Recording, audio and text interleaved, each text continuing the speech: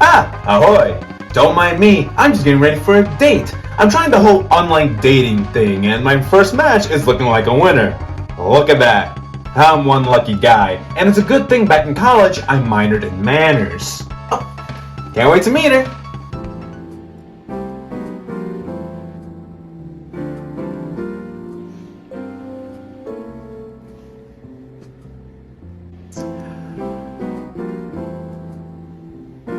You have personality. So if you wanted a year where Mortal Kombat was so prevalent in the mainstream media that it was almost intoxicating, 1995 is that year for you. Because it was this year Mortal Kombat really started to be everywhere. Comic books, novels, animations, card games, action figures, shirts, even a fucking live show that toured across the US that year. 1995 was also the year the Mortal Kombat movie came out, which at first was awesome, but then years later people started looking back at it a bit more critically, but now it's looked back with love again. Yes, all this Mortal Kombat content has led to many to dub 1995 as the year of Mortal Kombat, with the headliner being 2 new Mortal Kombat games hitting the market. Now with the development of the third Mortal Kombat, there was a lot of behind the scenes drama. Ooh, spill the tea. Some of the actors of the characters were having disputes over their royalties, and lawsuits were even thrown around as the actor for Johnny Cage would go on to promote another fighting game dressed as Johnny Cage. And the actor who portrayed Kano would appear in other Mortal Kombat style ripoff titles. Oh, good heavens! This led to a lot of new faces portraying the characters, and not gonna lie, I don't see what the actors were thinking. Because when you become so digitized that it's hard to tell it's you, do you really think you are hard to replace? Oh well, anyway, Mortal Kombat 3 was released to arcades in spring of 1995 with a bigger budget with the intent to be the biggest Mortal Kombat game up until this point. And well, it's mixed really. While Mortal Kombat 3 was delivering on crispy quality graphics and top-notch sound design, it still had a lot missing, which made the game feel incomplete. Personally, I was never a fan of Mortal Kombat 3. I bought it back in the day, played it for about 2 hours, didn't like it, and never touched it again. We are still looking at the Super Nintendo version because, well, it's what I have. But at this point in time, the Mortal Kombat games are starting to get too big for the cartridges, so we're about to see some notable content being left out. MK3 was released on Super Nintendo, Sega Genesis, and PlayStation, with the head honchos Ed Boon and John Tobias calling the PlayStation version near identical to the arcade version. No surprise there. Also, we aren't just looking at Mortal Kombat 3 today, but we're also looking at the 2 updated versions that came out after, Ultimate Mortal Kombat 3 and Mortal Kombat Trilogy. Meaning this video's probably gonna be a long one. Hey editor me from the future, how you doing over there?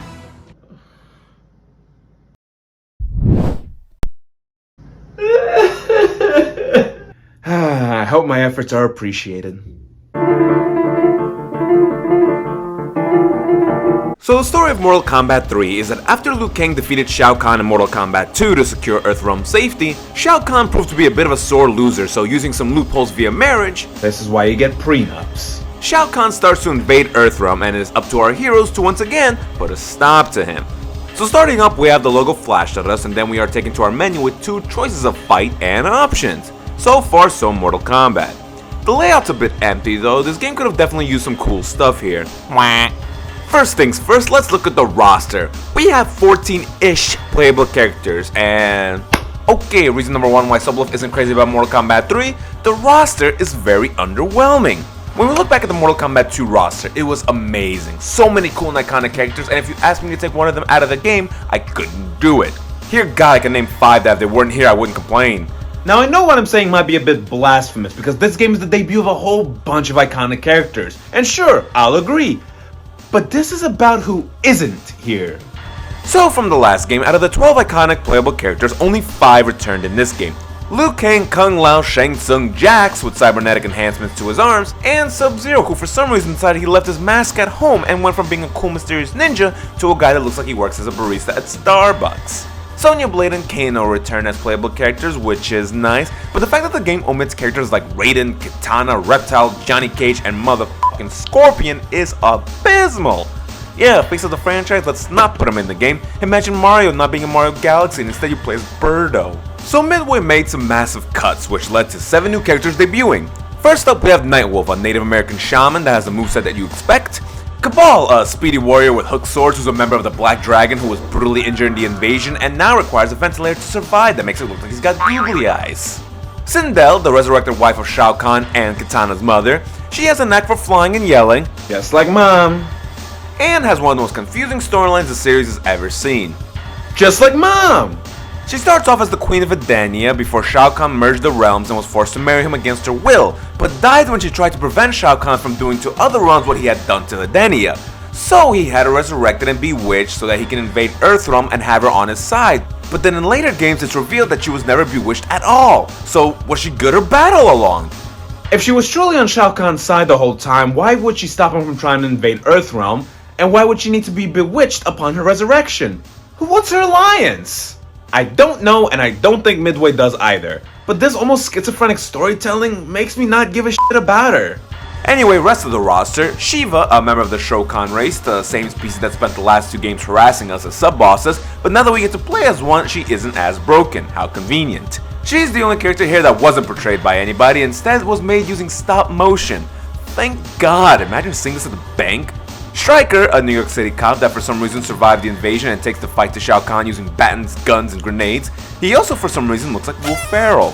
And the last 3 of the new characters are the 3 cyborg ninjas, Cyrax, Sector, and Smoke. So the story with these guys is Sub-Zero's clan, the Lin Kuei, are turning their members into cyborgs. Sector was a willing participant, Cyrax and Smoke are not, and they are all hunting down Sub-Zero to turn him into one. The Cyber Initiative is one of my favorite side stories in Mortal Kombat. The little civil war within the clan on whether or not giving up your free will is worth being cybernetically enhanced. I don't know if anybody remembers that YouTube series Mortal Kombat Legacy. That was pretty sweet, and the episode on Cyrax and Sector did an awesome job showing the horrifying transformation. Anyway, Smoke appeared in the previous game as a hidden boss fighter as a human, but in this game he's a cyborg that kinda sits in the middle and flashes at you peekaboo style, but you can't get your cursor on him. He's a unlockable fighter, but I'll get to that in a bit. So yeah, this is the roster, and yes, it is filled with classic Mortal Kombat characters, but honestly, they're all side characters. A lot of these characters aren't characters that had they been omitted in future games, no one would care, and you're lying if you say you do. Imagine a Sonic game where it's all Cream, Vector, and Big the Cat. Cool to see him, but where the fuck are Tails, Shadow, and Knuckles? So we select our character, and then we get to select our tower length, which is a first for the series. The game does still pull a fast one because you'll select this tower that makes you think it's only 6 fights, but then as it pans out, it'll reveal like 2 more. You just love misleading me, huh? So we start off with our first fight, and on to reason number 2 why Soblev doesn't like Mortal Kombat 3. The stages suck. They are also drab and boring. It's all just streets that are colored blend of gray and brown. Think back to Mortal Kombat 2, every stage was awesome, mythical, and vibrant with color. You can make a pride flag out of them. And then here in Mortal Kombat 3, it's one city street, then another city street, then a subway, inside a building, roof of the same building, oh, and a brick hallway. It makes sense in story as Shao Kahn is invading Earthrealm, so it makes sense having some very urban settings. But it doesn't change the fact that it's all dull and pretty generic.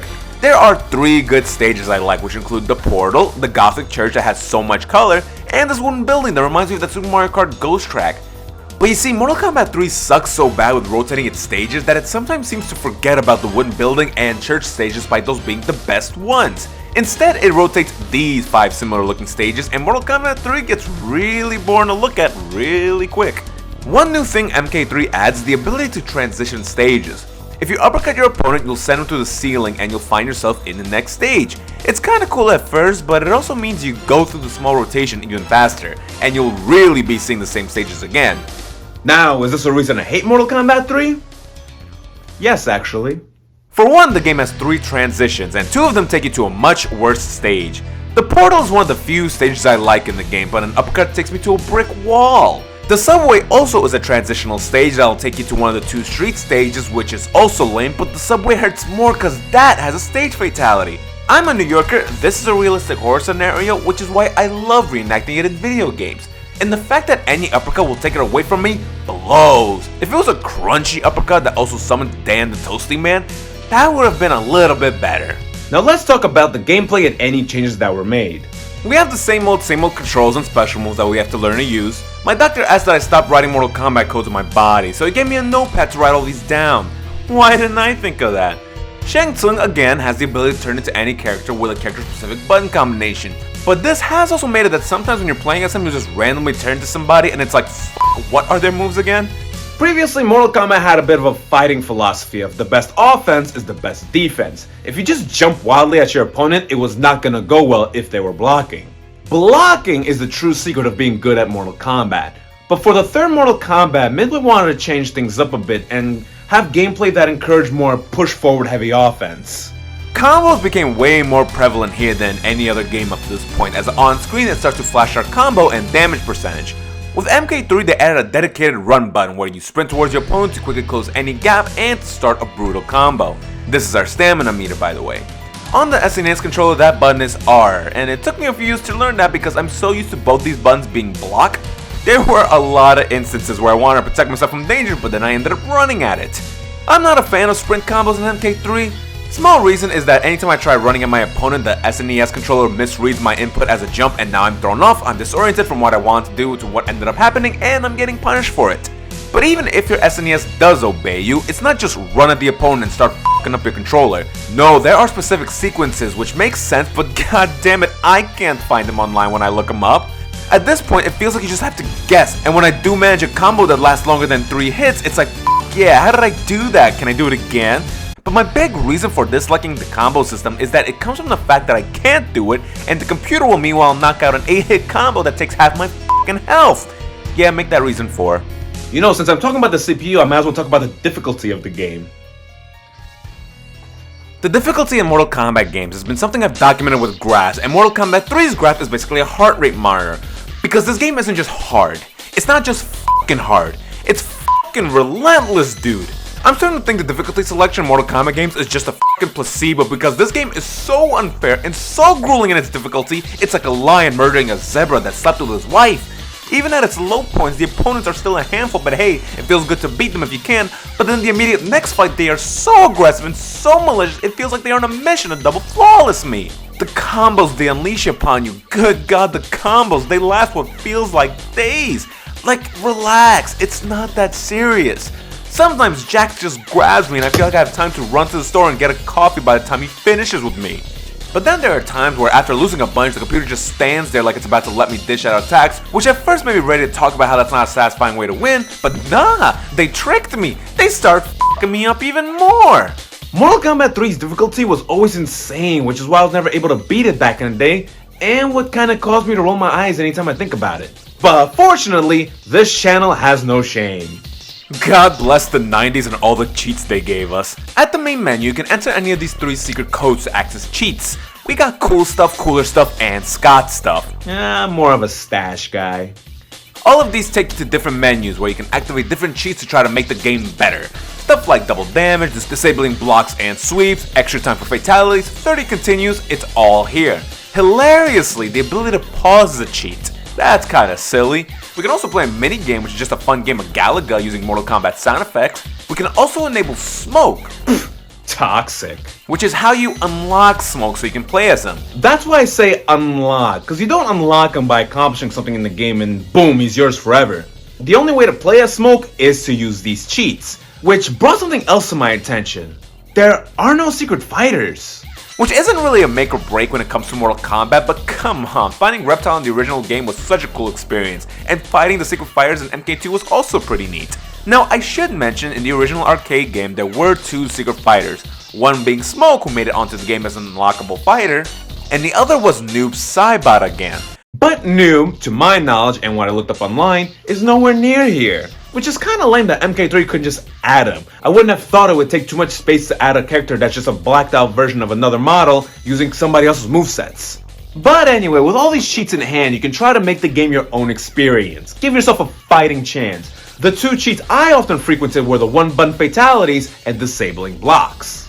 Disabling blocks made the game a whole lot more competitive, without the CPU stopping any of my fun. Now this does mean the game can become Cheese Fest 1995, but honestly, to really drive home how unfair the game is, the computer sometimes actually still managed to put up a fight and still bust my ass. I'm supposed to beat these guys without cheats? The other cheat I always use is the quick finish, which means when you get the finish him screen, press just any one of these buttons and boom. Though the game does bug out a bit sometimes. But honestly, this ease of finisher spoiled me. I don't know how to perform a single finisher in MK3, and I'm okay with it. Let's talk about the actual finishers, and Mortal Kombat 3 has a whole bunch of different types of ways to end matches. which sounds great, but this is actually a matter of quality versus quantity. Don't get me wrong, I'm not saying they are all bad, but they are definitely lacking in polish. We have 3 stage fatalities in the game and they are all solid, but as I said earlier, it's outside circumstances that mess with those. Either we are an uppercut away from not being able to do it, or the game just won't take you to a stage where you can do it. Babalities and friendships return from the last game. Babalities are the same, opponent turned into a motionless sprite, and it's perfect if your opponent is ever rage quitting. Friendships are the same concept, but everybody has a new and unique friendship, and I love these. Striker becoming crossing guard and all the MK3 cats run by. Kung Lao throws his hat to a dog, but his hat is a death hat, so it hurts the dog. Sonya Blade swings her arms, but I'm not sure if that's supposed to be her touching her elbows together. Fucking perverts. The new finisher on the block is called the Animality, where our fighter channels their inner spirit animal to kill their opponent. Some of these spirit animal choices make sense, like Liu Kang being a dragon, Shang Tsung being a snake, Sub-Zero being a polar bear, and Nightwolf being a wolf. But other decisions are pretty bizarre. Now this is cheating because this isn't an MK3 but in a later game, but I also don't want to keep talking about animalities later, so I'm just gonna get it out of the way now. Reptile turns into a fucking monkey that's so fucking stupid. Scorpion! Scorpion! Scorpion! Turns into a penguin. The animality in theory is a cool idea, but this is where the quantity-quality argument is brought up because they are so lacking in execution. Pun intended. Some of these are just the same reused animation, or some of them are just clunky looking and off-center, like he barely bites them. I will admit though that the Cyrax shark animality was pretty sweet and very clever, but it also might be because I'm biased and love sharks. There used to be a shark poster there. Now how about the regular fatalities? While they aren't as clunky as the animalities, the fatalities do still at times lack polish. There are some good ones like Sector pulling out a giant compressor, Liu Kang dropping the Mortal Kombat 2 arcade machine on you, or Shiva ripping the flesh off your bones. Some silly ones like Cabal inflating your head and Kano pulling out your whole skeleton are here. But to give an idea of what my issue is, it's how when Kung Lao cuts your body into pieces but they fly off in such a clumsy looking way. Like look, his arms are just floating, it looks cheap. And I get that extra animation might be too much for the SNES, but you know what? Sometimes less is more. In previous games, a simple decapitation was great because of how the rest of the body reacts. The way it crumbles to the floor adds a lot. Here, it looks unfinished for a finisher. Add that to the list, I guess. Underwhelming finishers. Alright, with cheats in hand, it's time to finally beat Mortal Kombat 3. The disabling blocks and 30 credits really helped me get through the tower. Though another thing I noticed while playing the game is how, like with rotating stages, the game really sucks with rotating tournaments. It seems like I have fought Sonya Blade, Jax, Nightwolf, Kung Lao, Kano, and Cabal significantly more than any of the other 8 fighters in the game, which really adds to repetitiveness I feel with Mortal Kombat 3. Anyway, we reached the sub-boss of the game, Motaro, who's a centaur, and MK lore, the centaurs and Shao Kahn despise each other, which makes me wonder if Shao Kahn employs both of them for kicks. Motaro is a big boy with a laser firing tail, the ability to teleport, a ridiculously janky hitbox, the wonkiest grab mechanic, and he deflects any and all projectiles. See, with all that information, you'd think Midway really outdid themselves with the sheer fucking nonsense of the sub-boss. But no! Despite on paper being a nightmare, Motaro is actually a pretty beatable boss, without cheats even. Considering he deflects projectiles, the classic strategy won't work against them. But the MK3 aggressive gameplay philosophy actually works here. Just charging at him with jumping high kicks is a very effective method. Don't get me wrong, it doesn't always work, but my success rate against Motaro is very good. Honestly, there's not too much bullshit in this fight. It's actually been all reserved for Shao Kahn because Jesus fucking Christ! See, Shao Kahn was a menace in the last game. In this game, he's even more of a nightmare. With even more attacks added and the relentless attitude that Mortal Kombat 3 has, Shao Kahn is almost impossible to beat. Also, whoever at Midway decided to give Shao Kahn the hammer attack that also stuns us is a fucking monster. I hope you have a terrible Christmas. Yeah, with Shao Kahn I needed cheats to beat him and the purest to spam me because I could not beat him any other way. But even with that, I never felt satisfied with beating MK3. So I guess nothing was really accomplished.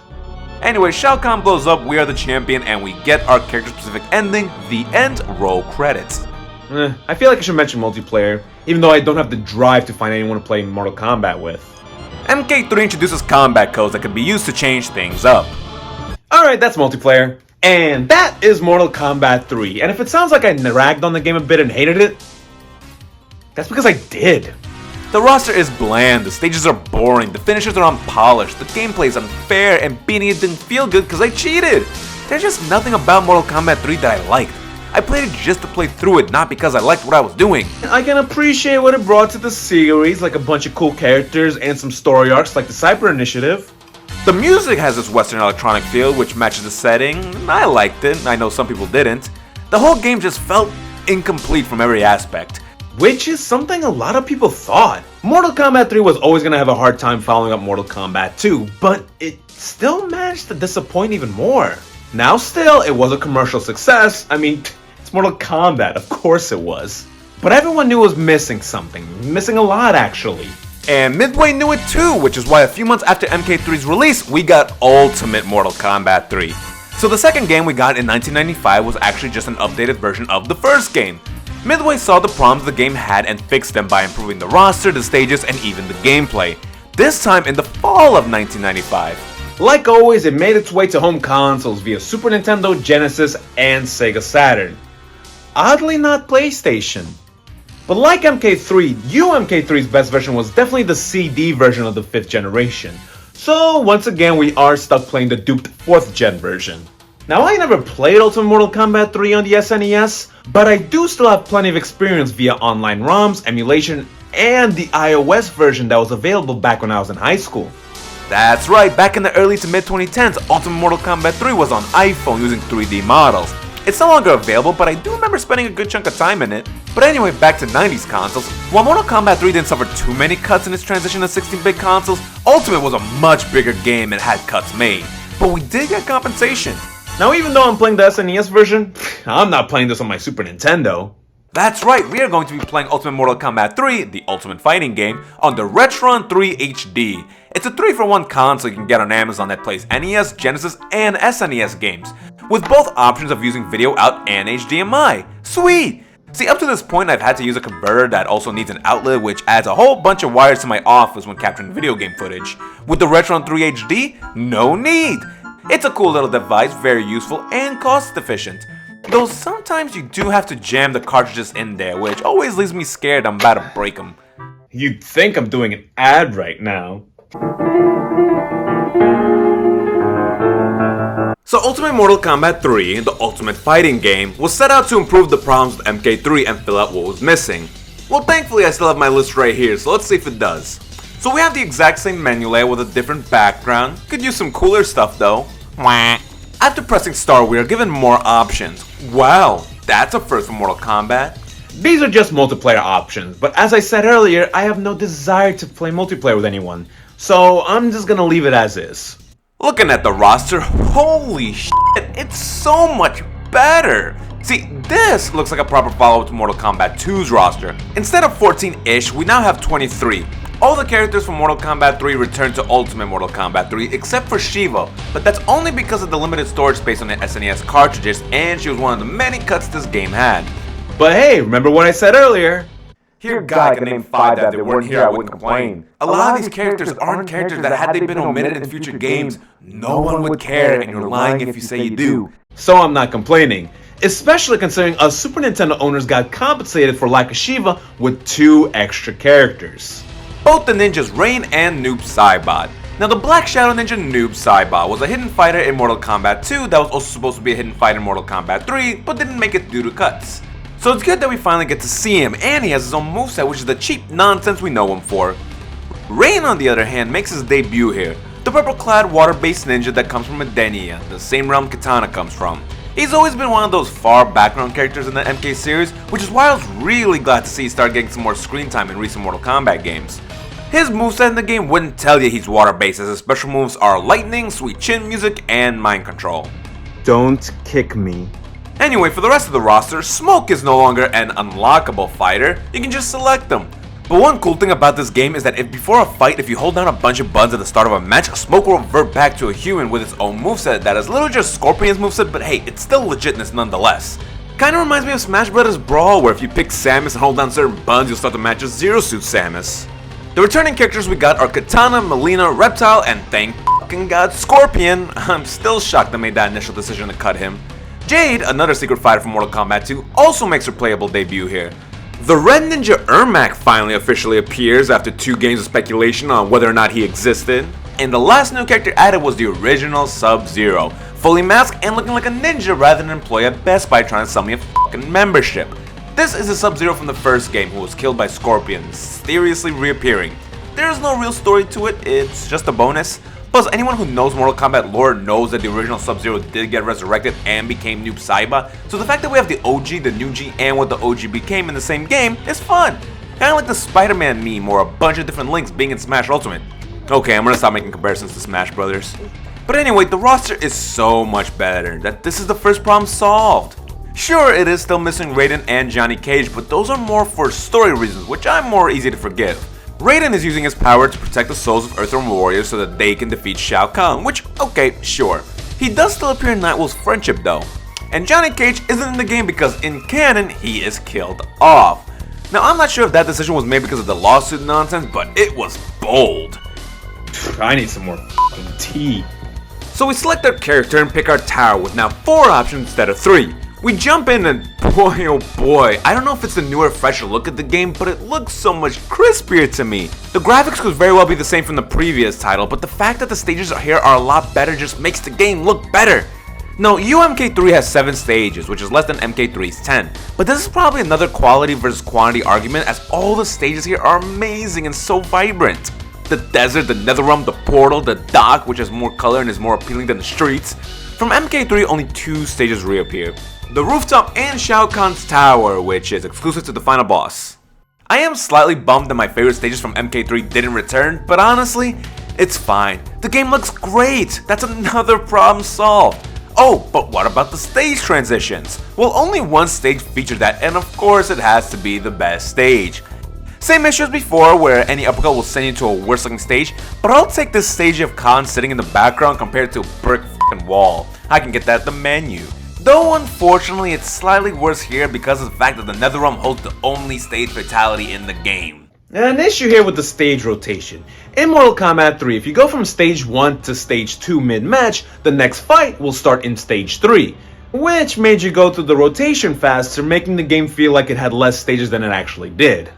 But in Ultimate Mortal Kombat 3, if you go from the Netherrealm to the Throne Room in one match, the second match still starts you in the Throne Room, which is kinda lame having you fight in the same stage twice in a row. So I'm gonna leave this. Also, the tournament does a wonderful job rotating the roster each playthrough, which is not a praise I thought I'd have to give today. But overall, the game's presentation already is so much better. It finally feels like a proper follow-up to MK2. But let's get to the gameplay. The gameplay in Ultimate Mortal Kombat 3 is better, but hang on, that statement is overdosing on asterisks. Let's talk about the combos first, cause that problem easily transitions into the difficulty. When looking for Mortal Kombat 3's moves, I had a slightly difficult time finding combos, which left me in a state of being unable to do them. But with Ultimate Mortal Kombat 3, I did find them, and I even got to use some of them, and it worked! And the Retron 3 HD controller was very accurate with my input. Hell yeah, I can combo! But before we chalk off my previous statements on Mortal Kombat 3 as it just being bad internet searching on my end, no. The problem wasn't that I couldn't do them. The problem was that my opponents would overdo them and throw a-hit combo after a-hit combo at me. But here with Ultimate Mortal Kombat 3, the game wasn't as relentless, but it was still pretty f***ing hard. It is still a tough game to beat, and I can barely get past the third fight. But that was because the computer is too difficult, the same way it was in previous games, just turned up a notch. I'm really sitting here justifying getting my ass kicked. Well, it's time to bust out those old cheats again. The button combos are different and hilariously, one of the codes has you spell out baby. I love this tiny detail, it makes you feel part of the fun. I always like seeing the credits and seeing how they refer to each other behind the scenes. Programmer dude, night creature, guys that were paid to play this game, it seemed like a fun office. But when utilizing the cheats to one buttons and blocking blocks, another flaw with the game started to show. To give a visual idea, let's make a difficulty chart. Mortal Kombat 3 without cheats is tough, but with cheats it becomes easier, but it's still a challenge. Ultimate Mortal Kombat 3 is much harder, but with cheats it becomes way too easy. The balance is thrown off. So this is solved, but this isn't. Without cheats, Ultimate Mortal Kombat 3 is a really tough game, but with them it kinda becomes too easy. I'd find myself going on win streaks. That's never happened before. And I'd just be breezing through the game, beating it, and not really getting any satisfaction out of it. I guess while I'm talking about coasting through the game, I might as well mention the new thing on the tower. This E right underneath Motaro. I initially thought it meant E for everyone, meaning you'd fight an easy version of everyone on the roster. Kinda like Mr. Game & Watch in Melee. Ah, damn it, I did it again. But no, E means endurance. No! The trauma from MK1 poured back in. You gotta beat 2 opponents? I'm just being dramatic. I didn't mind the endurance matches in Mortal Kombat 1. My only thing was there didn't need to be 3 of them. Here it's only 1, which is honestly pretty great. UMK3 is on such a mission to solve former games' problems that it even solved one of this game's problems. I didn't have too hard of a time with these, remember I'm cheating though, but I'm sure with this game's difficulty it would have otherwise been impossible. Are the bosses any different though? Motaro is. Considering that the brick stage isn't in the game, we now fight Motaro on the rooftop and it looks so much more epic to me. Also, Motaro is much faster, agile, and way more aggressive. His hitbox is much better, but his grab still remains ludicrously broken. But he's still a good fight. And the Shao Kahn fight is the exact same. Bullshit. I guess there's one last thing to talk about and it's the finishers. So we once again have a bunch of finishers here. Fatalities, stage fatality, babalities, and friendships. Animalities aren't in the game, but instead they were replaced by the new kid on the block, the brutality. A finishing move where your opponent just relentlessly combos you until you explode. I don't like them. They are the same across every character, so it's boring after the first time. Plus, I feel like it's the game taunting me of all the combo abuse I've taken up to this point. But anyway, how are all the new fatalities in the game? Well, same problem as before, some of them look cheap, off-centered, or uninspired. OG Sub-Z had a rating system establishing finisher in the first game, so when they brought him back, they had to have him do it again, right?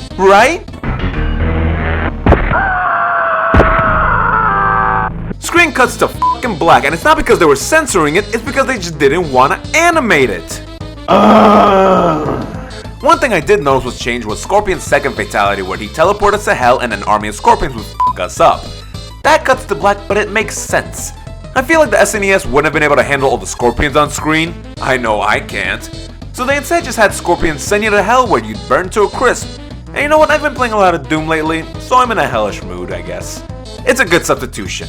The rest of them suck, honestly. I'm still not a fan of the cut corner approach to what is a staple to the series, but the fatalities really point out the big overall issue with Ultimate MK3, and that it's missing a lot of content.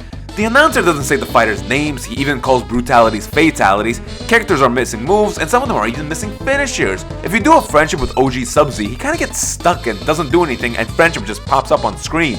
Noob Saibot and Rain don't have any finishers at all, and a lot of fighters are missing their babalities. And I do understand it must have been a difficult task to fit this massive game onto this tiny cartridge, so I'll give him the benefit of the doubt. But what I will happily rag on is the difficulty, which never left me satisfied. But don't let that take anything away from Ultimate Mortal Kombat 3. It is a huge improvement over MK3. So Ultimate Mortal Kombat 3 is what everyone looks back to when it comes to the third Mortal Kombat. It felt more like it belonged. Which is why when Midway released the classic arcade collection on 360 and PS3, it was Ultimate Mortal Kombat 3 up there with 1 and 2. This is the official third game in the series. The OG MK3? I just had an idea. My opinion of Mortal Kombat 3 was always negative because it was either a dull version that didn't feel like it belonged, or it was a game that was too hard for me to have any fun. But those were gimped SNES versions. I have the original arcade versions on my Xbox 360 now. I bought the arcade version when they announced that they were shutting down the store in June. This is my chance. If I experience Ultimate Mortal Kombat 3 fully, maybe, just maybe, it can turn my opinion around on it. Alright, move this over. The arcade version of Ultimate Mortal Kombat 3. Looking at the roster, we got Shiva back, while Melina, Ermac, and OG Sub-Z are locked and need to be accessed via combat code. It should be no surprise the arcade version is definitive, as it looks amazing and the sound design is top notch. So many different sound effects and voices, I was impressed. Honestly, the whole arcade package and experiencing the full-on game really made me appreciate more how all the different porters did a phenomenal job with delivering the Mortal Kombat experience to us schlubs at home. Thank you, Sculpted, for your efforts on Mortal Kombat 1 and 2. And thank you, Williams, for the job you did on bringing the game to Super Nintendo. Maybe I can let bygones be bygones with all the cuts and shortcuts, but I still won't forgive the difficulty. Which, hey, is authentic, because I still can't do shit in this game. And without being able to use cheats like in consoles, I'm completely rendered to being a joke. So I guess I know now that whether or not it's the classic arcade version or gimped console, I am bad at Ultimate Mortal Kombat 3. Hang on, I got one more copy here. Ultimate Mortal Kombat on the DS. They forgot the fucking 3. Honestly, back in the day, I didn't know this existed. It's Ultimate Mortal Kombat 3 ported onto the DS. It also comes with Puzzle Combat, which takes MK Deception character models and has them fight via this breed of Tetris 2 and Dr. Mario. But the main game itself? Yeah, it's Ultimate Mortal Kombat 3 arcade version. This is awesome! And the best part is that the second screen on the DS showed us the special moves and finishers. What a great use of the second screen! You know what would have been cool? If when in the Netherrealm stage the screen is down here, but if you perform an uppercut it switches you to the top screen. That would have been fun! Okay, I'm out of nice things to say. The game's still hard, the CPUs are still malicious, and I have no cheats to use in single player, leaving me being abused. And while it's great that they show you the moves, they don't flip the arrows to be aligned with your fighter if you end up on the right side. Yeah, the game is still too hard for me to have any fun. And that is Ultimate Mortal Kombat 3. Yep, my opinion hasn't changed after all these years. I admire Midway going out and making this version of MK3. Rather than just leave MK3 a disappointment and start their focus on a new game, they instead went back and fixed their errors. We can learn something from them. Some people weren't a fan of the aggressive offensive style the game adapted. Some were. I wasn't. It always bothered me the half effort they put into the fatalities. I never cared for the brutalities, and the difficulty just sucked any fun out of the game for me.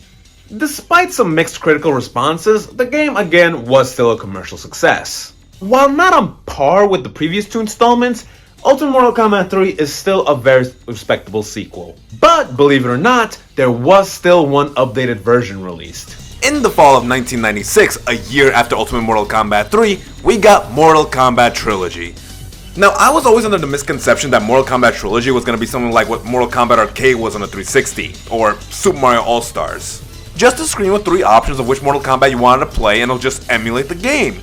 You expect that with a game called Mortal Kombat Trilogy, right? But no, it's actually considered another update to Mortal Kombat 3 that integrates elements from Mortal Kombat 1 and 2. Mortal Kombat Trilogy never made it to arcades. It was direct to console, a first for the series. It initially hit Sega Saturn in August of '97, then later in the month made its way to DOS and Windows. Then in October it hit the PlayStation 1, with the Nintendo 64 getting its version in November. The 64 was the weakest console of its generation due to the fact that it was still using cartridges while everyone else was all about CDs, which can hold a whole bunch more data. So once again, I do believe we are playing the likely worst version. Went great last time. This is my first time playing this, so I don't know what to expect. Let's hope for the best. So the first thing we get is the story thus far, some text scrolling letting us know the events of the previous Mortal Kombats. We then get a fun intro showing gameplay, though it looks bad to me. The way everything freezes before the transitions just looks clunky. And I, someone who's been doing video editing for a while, feel like I have an opinion when it comes to giving proper transition. Maybe it might be a limitations thing, but I don't know, I feel like just doing a zoom would have made it more dramatic. We start the game and we now have 4 options here compared to the previous title's 3. 3-on-3 combat, oh that sounds fun, but it's a multiplayer only mode, which is lame. Considering this game has endurance matches, I don't think programming single player 3-on-3 is too far-fetched. The N64 was a party console, which makes sense for these modes, and the 3-on-3 is exclusive to the 64. Suck it, Sony! Also, the options menu is kinda weird, kinda gives a Mario Party vibe. Weird comparison, but anyway, the Nintendo 64 controller has always been a punching bag within the gaming community. The odd shape, the weird button layout has always been a point of attack that people throw at it. But I'm one of those people that defends it hard to this day.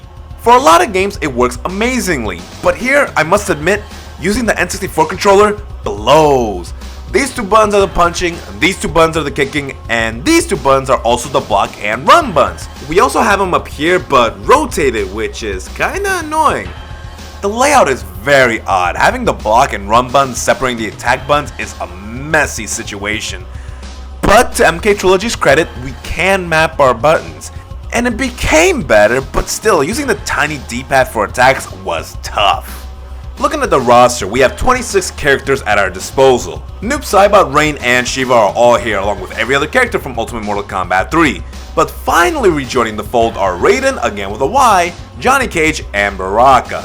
Now someone who is missing is Maskless Sub-Zero, but we do have the OG Sub-Z here, so we do still have our Ice Ninja in some capacity. But damn it, what if I wanted to play as a lifeguard? We also have these two blank slots here. You'll notice how in MK3 the blank slot was a secret fighter, but in Ultimate MK3 it was nothing actually, just a blank space. Well, this combines that, as one slot is a secret fighter and one slot is useless. The secret fighter here is Chameleon, a grey female ninja that when you play as her, she's transparent and becomes really hard to see. Her moveset changes every few seconds because when you use her, you'll notice her name on your health bar keeps changing color. What that is that depending on what color the name is, she will be emulating the moveset of either Kitana, Jade, or Melina. Now while fitting for the term chameleon, it's not great to play with. The constantly changing movesets put you in situations where, say it's blue and you try to use a Kitana special move, but in the process it changes character and you end up doing nothing and you get beaten down for it. Plus, the transparency aspect is unnecessary and annoying. To get Chameleon, by the way, we have to rapidly enter a button combo the story scrolling until Shao Kahn says her name. The other secret fighter, I guess, is Human Smoke. I looked up pictures of complete select screens and see the other slot be Human Smoke. To get him, it's the same way as in previous games where you gotta select Robo Smoke and do a button combo before the match and poof. But then he doesn't pop up in the menu afterwards. It's weird. We pick our character, select our tower, and it's time to do the same thing again. So Mortal Kombat Trilogy brings a lot of stages from the previous games, but it doesn't just lazily put backgrounds in. No, the game actually puts an effort to adjust and update the graphics to make it look like it belongs, with slight changes like Shao Kahn sitting in the courtyard instead of Shang Tsung. Not every stage returns from the previous games, but still there is enough here to keep us happy and nostalgic while keeping the game interesting visually. One small detail that I greatly appreciate is that if you remember in the first Mortal Kombat, the Pit Fatality was the first stage fatality in the series, and it didn't need a button combo, but instead it was just a simple uppercut. Well, here the first pit stage is brought back, and the stage fatality simply needs an uppercut, which is a love-filled detail that hit me in the nostalgia bone. Oh, I love it. Also, to past stages, they added some transitions, which is another one of those personal touches I think is great. Like an uppercut in Goro's lair from MK1 will send you into the armory from MK2. That's adorable! And plus, the transitions look much smoother. I know I complained about the transitional stages before, but that was due to the fact that the game would take you to a worse looking stage than a dry well of good stages. Here though, there's so many good stages that when it takes me out of it, I don't mind as much, cause there's so many great stages in the game, it just hurries me through the process. This problem is finally solved. Now actually playing the game, oh my god, I can't believe my eyes and hands. Am I actually having a good f***ing time playing this game? The difficulty, oh good god, the difficulty, it's not bullshit. I set the game to very easy and it seems like for the first time in forever, it actually did do something. I'm having fun competitive matches against the CPUs that even if I lose, I can honestly say to the CPU, Nah, you got me. rather than, Fuck you, that's so fucking cheap. playing through most of the tournament was genuinely a good time. It was at least until I reached the fight under the endurance fight, and my opponent was definitely upping the ante while still not feeling like BS, but still in the realm of Ultimate MK3's gameplay. But once I got to the endurance match, it all fell apart. The relentless endless combos from regular MK3 had returned, and I could never get past it.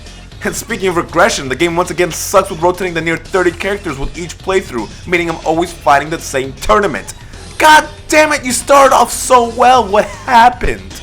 Yeah, I can't beat Mortal Kombat Trilogy. I did find a way to activate cheats online, but I can't seem to do it, so I'm on my own. But I don't want to sound ungrateful for what MK Trilogy did. For the first time with Mortal Kombat 3, I had fun, I enjoyed playing the game. With the other versions, I would enjoy myself for maybe one fight before the rest of the game's nonsense would start to ruin it for me. But here, I managed to get through a bunch of fights having a good time, and it's not because I was winning, but because the game didn't feel like it was being annoying. And though I can't reach Motaro and Shao Kahn, doesn't mean I can't play as them. That's right, with a secret method you can play as both of them. You were able to do it in MK3 and UMK3, but that was only in multiplayer. Here though, you can use them in single player, and god, using some of these moves felt therapeutic. Sadly though, it's only for the first fight because with the next fight, even if you hold down the necessary buttons, you won't turn into them. But still, the excitement of using the characters in the first place and performing fatality with them was awesome. Alright, let's see if the game solves the last problem on the list. So as I said a little earlier, the last two games did such a good job spoiling me with the cheats that I don't know how to perform fatalities. Take this as a life lesson. If you start taking shortcuts on things that you're good at, it might make you worse at them. Now I could learn how to do the fatalities, but I'm feeling a little lazy. So I'm just gonna cheat one last time. Well, largely it's the same issue. We got new ones for some of the characters, but again, they all look so cheap to me and barely look like any thought went into them. I don't like how a lot of these look. I guess that's the one constant with the third installment of Mortal Kombat. Some whack-ass finishers. The friendships remain the best though. Honestly, I think that's all I have to say about the Mortal Kombat trilogy on Nintendo 64. I think it's pretty good. It's definitely the best iteration of Mortal Kombat 3 I've played so far. The roster is complete, the amount of stages is incredible, the gameplay is the most fun here than in any other version, without cheats even. It's also got some great offerings in multiplayer and fun secrets to discover. I think Mortal Kombat Trilogy is great, and while I don't ever see myself coming back to Mortal Kombat 3, if I did, it would definitely be this one. Now I was gonna wrap it up here, but when I was looking for that complete roster earlier, I saw an even bigger one that included boss characters in the PlayStation 1 version. And I couldn't stop thinking about it. Fuck it, one more go. Mortal Kombat Trilogy on the PlayStation 1. It starts off with a rotating MK Dragon medallion and then title screen. No awkwardly edited video. We also get a much different version of the story thus far. Instead of recapping the events of the first two games, the PS1 version just talks about the initial formation of the Mortal Kombat tournament. Here's the main menu with options getting its own slot instead of being a weird button combo needed like it was with the 64. Once inside the options, it's a whole lot more organized with many more options including limiting Shang Tsung's morph ability. This is done due to complaints about Shang Tsung's lag when he morphs into other characters, and rather than take out his morph ability, they just made it an option to limit, which is a good call. Oh wow, Soblev, you're really doing a deep dive into the options. How exciting. I'm getting to it, man! The reason why I'm in the options is because cheats are back, baby! Yes, with a much clearer and easier method, we can now have a cheat menu that has less options but has the most important option, the one button finishers, baby! Hell yeah, I can finally do these! So I'm just gonna cheat one last time. Get a load of that guy. Anyway, let's look at the roster. Oh, it is so much bigger. So not only does Apple employee Sub-Zero pop back into the game, Human Smoke finally gets his own slot without needing to be unlocked, and the boss characters have become playable down here. Goro, Kintaro, Motaro, and Shao Kahn are here and all playable without needing cheats. Holy shit, this is awesome! And this isn't the case in the game when you play as a boss, they aren't as broken as they were when you had to fight them. Oh no, they are still broken and you feel the power of being one of these motherfuckers that spent the last 4 years bringing on emotional damage. There was an option in the cheats to nerf them, but why the f would you do that? That's the equivalent of asking a teacher if they forgot to give you any homework. It's awesome using the bosses, though they are slower and clunkier. It's the price you pay for playing as these giant pieces of ham. Oh, and when it's boss versus boss, it feels like Godzilla vs. Kong. One other thing with the character select here in the PS1 version is that if you highlight certain older characters and press select, you can use their older version, meaning Jax from MK2 or Kano from MK1. That's pretty sick, but I also wonder how this is possible with all the lawsuit nonsense. And hey, this is technically the first instance of Mortal Kombat having different costumes for its combatants. Thing is, it was always interesting to me how they would incorporate older models and give them updated movesets. Well, they somehow made it work. From my understanding, not all finishers are possible to perform on them, which I guess makes sense, but they can all perform brutalities, because of course they can, it's a lame finisher. But when it comes to combos, MK1 Kano became my main in this game because he can have a run combo that goes up to 4 hits and it's just spamming the high punch button. I love it! I feel included! Now something I forgot to mention while talking about this game on a Nintendo 64 was the new gameplay mechanic, which is this aggressor bar down here. It fills up as the fight progresses, and if it maxes out, the character gets the drunk effect and becomes faster and dishes out more damage. But you see, I forgot to mention it because it really isn't too much of a factor in matches sometimes. It fills up as the round goes but completely resets at the start of a new round, and sometimes it takes its damn sweet time filling up. And when someone does get aggressive, it only lasts the length of a WarioWare micro game. I'm not gonna call it pointless because when it does come into play, those few seconds of, oh shit, I gotta get away, or oh shit, I gotta press him, do add a little bit. You know, talking about the same game across different consoles gives me the itch to compare them. Well, let's do it. So weirdly, despite the PS1 being a much more powerful console than the 64, it's kinda lacking in a good number of departments. Visually, the game looks blurrier compared to how crispy it looked on the 64, and the audio sounds more muffled and muted. The loving touch of transition between older stages isn't here, and the gameplay just feels slower. Plus loading times, Jesus. You know, despite the lack of space there were in cartridges, the one thing that N64 had was the fact that there were rarely any loading times, which is damn impressive with the large size of games the system had. Meanwhile, on the PS1, there would be instances where the loading time would be taking so long, I think the game just froze. And you know what? Sometimes it did! So the PS1 version is definitely a bit sus when it comes to its performance. Sometimes it would just straight up crash on me. But despite the questionable performance, this channel mostly cares about gameplay. And by God, Mortal Kombat Trilogy on the PlayStation 1 really fucking did it. It actually fucking did it. It made me have a lot of fun playing the third Mortal Kombat to the point that I see myself coming back to it. The difficulty is gone. Don't get me wrong, the game is a challenge, but it's no longer that too fast, too aggressive game I've been experiencing for the last 50 goddamn minutes. It's completely doable. And it might have something to do with the performance of the game once again, feeling slower at times and not as fluid as the 64 version, but that actually benefits the PlayStation version. Plus, there is no limited continues. You can keep going until you give up. Oh my god, so not only can I play the game, perform combos, and have my one-button fatalities, but I'm also enjoying myself all the way through the game and finally authentically beating Shao Kahn. The game did it! It solved the difficulty issue! When you do beat him, you are given a chance to choose what you want your reward to be. The first time I beat the game, I chose the second option, which ended up being a secret fight against Chameleon.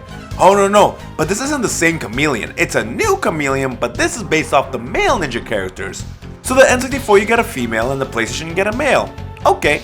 Again, I personally don't care for Chameleon. They were always a throwaway character that seemed to just get randomly made and not really brought up anymore.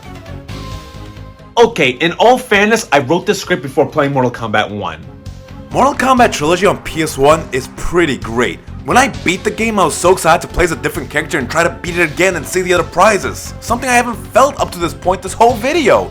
The second time I beat it, I was excited to get that other reward, but the game froze, leaving me staring at a black screen for 5 minutes. But still, with that said, Mortal Kombat Trilogy did something I didn't think was possible, and that was making me like the third Mortal Kombat. The roster is amazing, the stages are all here, the combat is fun, the fatalities took a slip here, but oh well, it's still a good time. I really like this game. I like it so much that I'm finding a new perspective. Considering that I bitched about the whack-ass cut corner finishers this game has, I have to remember, I'm also cutting corners by using cheats to do the fatalities. So, f it, two lazy actions cancel each other out. And that's the list resolved. All the problems I've had with Mortal Kombat 3 have all been fixed. Don't get me wrong, of all the older Mortal Kombats, I'm still gonna look at 1 and 2 mostly. But if I do look at the third, it's only gonna be Mortal Kombat Trilogy on the PlayStation 1. So after playing all these versions across all these consoles, I can comfortably say Mortal Kombat Trilogy on the PlayStation 1 is the definitive third Mortal Kombat. Is it over? Are we done? No more versions of Mortal Kombat 3 lying around? Thank God. Well, there we have it. Mortal Kombat 3 / Ultimate Mortal Kombat 3 / Mortal Kombat Trilogy has always been one of the more polarizing in the series. I've noticed online people either praising the games and calling them one of the best installments in the series, and others are a lot more critical, falling in line with a lot of stuff that I've said, while also throwing in there that the Mortal Kombat games at this point have been feeling a bit repetitive. I definitely think the game stumbled a bunch, and definitely did not match the standard set by the previous two titles. But the fact that there's so many versions of the game, I'm sure people can still find a version of Mortal Kombat 3 that checks all their boxes. I know I found mine. But anyway, we have reached the end of the original Mortal Kombat Trilogy of games, and what a time it was. Mortal Kombat truly was king during this era between 1992 and 1996. They ruled the arcade fighting scene and were a massive success critically and commercially. Not only with the games, during this time period, Mortal Kombat truly became a multimedia phenomenon. Some can look back at this era as being the golden age of Mortal Kombat. But unfortunately, with every prosperous good times follows darkness and a period of bad. Because little did we know, we were about to enter the Dark Ages.